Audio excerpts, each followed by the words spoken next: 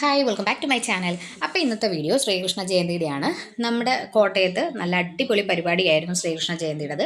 അപ്പോൾ ഞങ്ങൾ കാണാൻ വന്നിട്ടുണ്ടായിരുന്നു. ഞാനും ചേച്ചിയും ചേട്ടനും പിള്ളേരും എല്ലാവരും കൂടെ വൈകിട്ട് വരെ ഉണ്ടായിരുന്നു. ഞങ്ങളത് ഫുള്ള് കണ്ടിട്ടാണ്